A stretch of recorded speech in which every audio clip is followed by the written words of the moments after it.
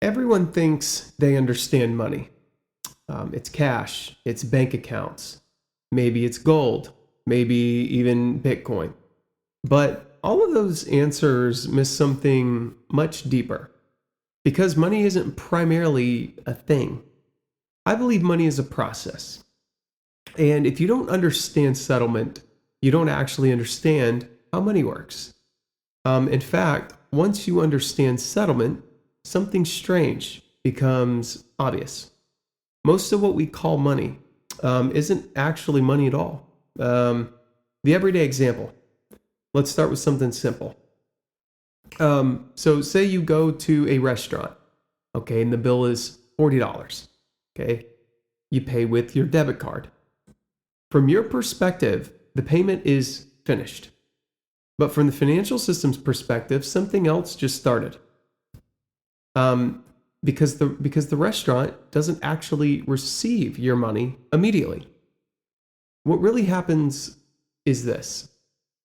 Your bank promises the restaurant's bank that the money will be delivered later. The restaurant's bank accepts that promise. The restaurant gives you the food, but the payment technically has not settled yet. Okay. So what does settlement actually mean? Settlement is the moment when all promises disappear. No more IOUs, no more credit, no more, well, we'll send the funds tomorrow kind of thing. Settlement is when the final asset moves between banks. That final asset is usually central bank reserves. Okay, when reserves move from one bank to another, the payment is complete, finished. Okay, this is final settlement. Everything before that is just layers of promises. And here's kind of the hidden structure of the system. Once you see this, the whole financial system looks completely different. Most people call money is actually credit layered on top of settlement assets. Okay, for example, your bank deposit feels like money, but technically it's not. It's your bank's liability to you. In other words, your bank account is just a promise. Okay, if you ask for payment, we will settle on your behalf.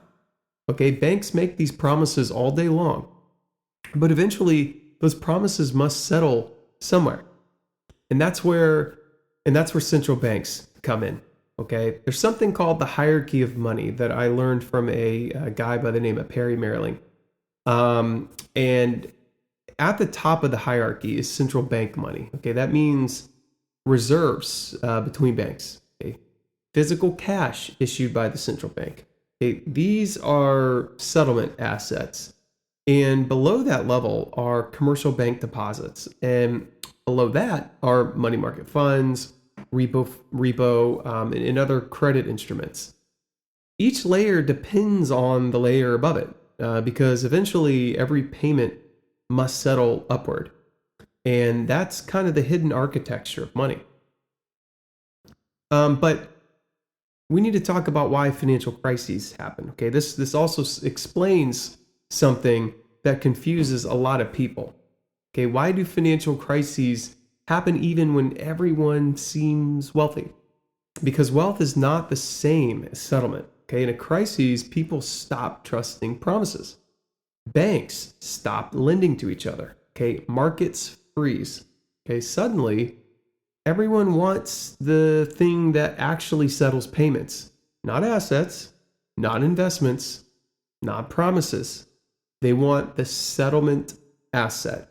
Okay, and that's why during crises, the world runs towards things like central bank reserves, of course, treasury bills, cash. I use that very interchangeably, but these are close to final settlement. Okay, let's look at the 2008 example to tie this in a little bit. This is exactly what happened in 2008. Before the crisis, the financial system was full of assets that seemed perfectly safe. Okay, you had mortgage securities, repo funding, structured credit. All of it worked because institutions trusted each other's promises. But that trust broke. And when it did, nobody wanted promises anymore. Everyone wanted settlement assets. Okay, liquidity disappeared. And the system nearly stopped clearing payments. Okay, that's when central banks had to step in, not to save markets, but to restore the ability to settle payments. And this really matters for markets today because understanding settlement, a lot of debates can start to look different. For example, people argue about whether money is backed by gold, but settlement doesn't require gold. Okay, it requires an accepted asset that ends obligations. Others argue that Bitcoin will replace money, but the real question isn't scarcity. The real question is, can it function as a settlement asset for the system? And that's a completely different discussion because money isn't defined by ideology. It's defined by how payments actually clear. There's a big realization, and here's the one that I think most people miss.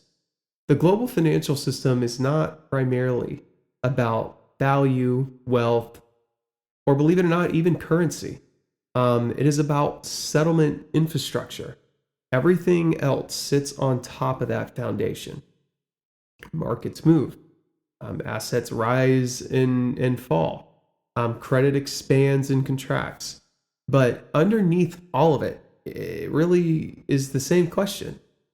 And that is, how do obligations finally settle? And that is what money really is about. So the next time someone tells you that money is just paper or that money is just numbers in a bank account, remember this. Money isn't the paper. Money isn't the number. Money is the system that settles the claim. And if you can come to grips with that understanding, you start to see the financial system for what it really is: a giant network of promises, all built around the moment when those promises finally disappear.